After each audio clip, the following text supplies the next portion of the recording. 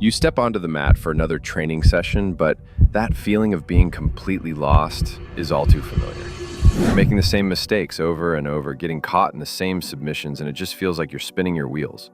What if I told you that a few hidden bad habits are completely sabotaging your progress? In this video, I'm going to reveal the 7 most common mistakes every white belt makes. More importantly, I'll give you the simple, immediate fixes that will help you survive, escape bad positions, and finally start seeing real improvement in your jiu-jitsu. Look, we've all been there. Every single black belt you see started exactly where you are now, confused, overwhelmed, and getting tapped out a lot.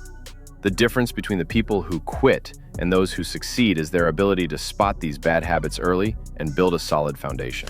So, let's break down those habits and rebuild your game from the ground up. All right, let's kick things off with the first and by far the most common bad habit: trying to muscle your way through everything. You get into a tough spot and your first instinct is to bench press your opponent off you or squeeze a headlock with every ounce of your strength. This is the #1 beginner mistake. Why is this so bad for your jiu-jitsu? First, it's a guaranteed way to gas out. You might be strong, but you will never be stronger than proper leverage for an entire 5-minute round. When you rely on strength, you torch your energy in the first minute, leaving you exhausted and vulnerable.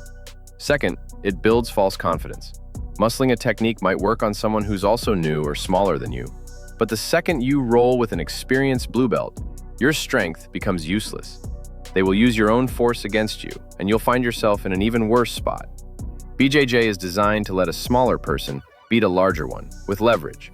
By using brute force, you're missing the entire point of the art. So what's the fix? It's simple in theory, but takes discipline.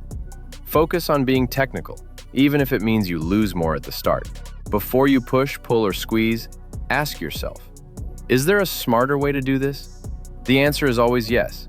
Focus on creating frames with your arms and legs to manage distance and your opponent's weight. Think of your limbs as structural supports, not battering rams. Instead of bench pressing from the bottom of mount, frame against their hips, then use a bridge and a shrimp to create space and escape. You have to consciously tell yourself to relax and slow down. When you feel yourself tensing up, ready to explode with power, take a breath and find the technical solution instead. Training isn't about winning every roll. It's about learning. This next one sounds almost too simple to be a real tip, but it is one of the most critical changes you can make. You have to remember to breathe. It's wild how many beginners hold their breath the second a roll gets intense. You're under side control, the pressure is on, and without even realizing it, you've completely stopped breathing. Why is this a problem? Holding your breath sends your body into panic mode. It starves your muscles and brain of oxygen, leading to quick fatigue and awful decision-making. You can't think clearly about which escape to use if your brain is screaming for air. Jiu-jitsu is like high-speed chess, but it's impossible to think 3 moves ahead when you're about to black out. Controlled breathing is a skill, and it's essential for staying calm and saving energy, especially in bad spots. The fix is to make conscious breathing a part of your training. From the moment warm-ups start, focus on a steady rhythm. In through the nose, out through the mouth. When you drill, focus on your breath. When you roll, make it your main goal. If you find yourself in a terrible position, bottom of mount, side control, anywhere, your first thought shouldn't be, I have to escape now. It should be, breathe. Just secure your position, protect yourself, and focus on taking deep, steady breaths. You'll be shocked at how much calmer you feel and how much longer you can last, which gives you time to think and work on a technical escape instead of just panicking. Every white belt wants that tap. It feels like the ultimate win. But this desire often leads to the third major mistake: chasing submissions at all costs, even from a terrible position. You see a tiny opening for a triangle or an armbar, and you throw your entire body into it, completely ignoring your own posture and control. This is a classic error because it breaks one of the golden rules of jiu-jitsu: position before submission. When you lunge for a low percentage submission, you give up your base, your posture, and your control. An experienced training partner will see this coming a mile away. They'll defend it easily and use the space you just gave them to pass your guard, take your back, or get an even better position. So now, not only did you miss the sub, but you're in a much worse spot than you were before. The solution is to burn the position before submission mantra into your brain. Your main goal in any roll should be to get and keep a dominant position, like the mount, back control, or tight side control. From these positions, submission opportunities will just show up. and they'll be much easier to finish. So instead of throwing up a sloppy triangle from a broken guard, focus on fixing your guard first. Control their posture, and then set up the triangle correctly. Try this. Roll for a whole week without trying a single submission. Make your only goal to get to a dominant position and just hold it. This drill forces you to focus on what really matters, control. Once you have control, the submissions will be right there waiting for you. Hold up, before we dive into more BJJ wisdom, do me a favor. If this video has already saved you from accidentally armbarring yourself or trying to choke someone from bottom side control, we've all done it. Smash that like button like it's a white belt's first Kimura attempt. Aggressive, slightly wrong, but full of heart. The fourth mistake is a positional habit that almost every beginner has. Staying flat on your back. Whether you're in someone's side control or mount, the natural but wrong reaction is to lie flat like a turtle flipped on its shell. Being flat on your back is the absolute weakest position in jiu-jitsu.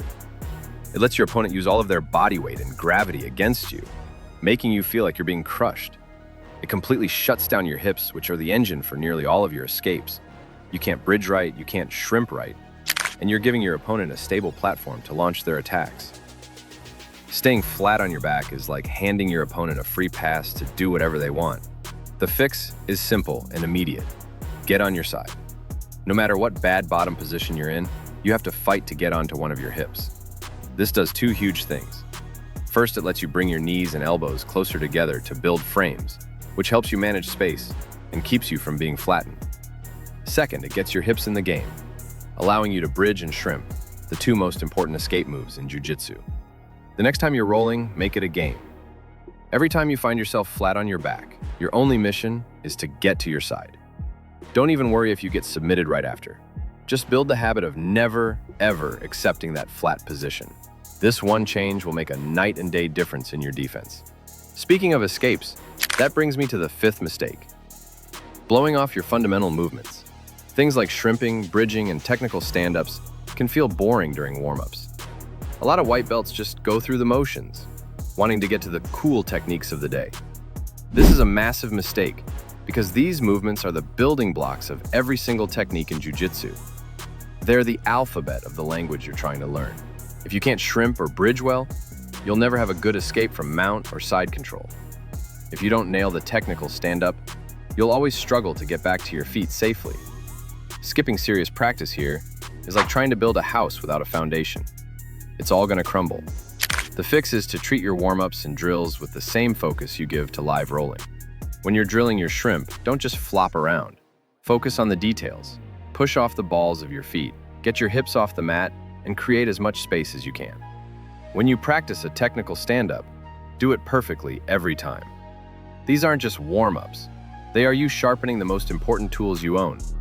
Better yet, do some solo drills at home. Just a few minutes a day on these core movements will build the muscle memory you need to make your reactions on the mat smooth, fast, and automatic. The sixth mistake is all about your hands, the death grip. As a beginner, it's so common to grab a lapel or a sleeve and just hold on for dear life, squeezing with everything you have until your forearms are on fire. The problem with the death grip is twofold. First, it kills your hands and forearms. Your grip strength is a limited resource. And if you burn it out in the first 2 minutes, your hands will be useless for the rest of the roll. You won't be able to apply chokes, control your opponent, or even defend their grips. Second, it makes you static. By putting all your energy into one grip, you stop thinking about the rest of the position and become predictable. Good grapplers know how and when to grip, but they also know when to let go. The solution is to learn what an efficient grip really is. A grip has to have a purpose. Are you using it to break their posture, set up a sweep, stop a guard pass? If you don't have an immediate follow-up for that grip, you should probably relax it. Think of your grips as active and dynamic, not permanent anchors. Practice grip fighting. Intentionally let your partner get grips and then work on the technical breaks your coach shows you. Then practice getting your own grips and immediately attacking with them. This teaches you that the value of a grip isn't how long you can hold it, but what you do with it. Our final and maybe most important bad habit is not tapping early and often. Your ego gets in the way. You don't want to lose, so you try to tough out a submission that's already locked in deep. This is a terrible habit for your progress and your health. First and foremost, it's how you get hurt. A pop in your elbow from being stubborn in an armbar can put you on the sidelines for weeks or months, completely stopping your progress. Tapping isn't losing. It's what lets you show up to train tomorrow. Every single person on the mat taps, from day one white belts to world champion black belts. Second, by fighting deep submissions, you're not learning how to escape. You're learning how to get injured. The real lesson is in seeing the submission coming and figuring out the mistake you made that got you there in the first place. The fix is to leave your ego at the door. Tap the second you know you're caught. If you feel the pressure and you know you can't escape with good technique, just tap. It's that simple. It's not a sign of weakness, it's a sign of intelligence. After you tap, ask your partner to show you what you did wrong. That tap isn't a loss, it's a lesson. It's a piece of feedback telling you exactly where the hole in your game is. Embrace the tap. It's your single greatest teacher on the mats. So there you have it. 7 habits that are holding you back and 7 simple fixes to start building a legit jiu-jitsu foundation. Remember to focus on technique over strength. Breathe. Put position before submission. Get off your back. Master your movements. Use smart grips. And tap early so you can train another day. The jiu-jitsu journey is a marathon, not a sprint. It's a long road, and everyone who's good at it was once a beginner who felt just like you. Be patient with yourself. Be consistent, and focus on making those small 1% improvements every day. If you found these tips helpful, do me a huge favor and hit that like button, subscribe, and ring the notification bell so you don't miss the next video. I'd also love to hear from you in the comments. What's the biggest thing you're struggling with as a white belt? Let's talk about it. Now, go train. Be a good partner. And remember that a black belt is just a white belt who never quit. I'll see you on the mats.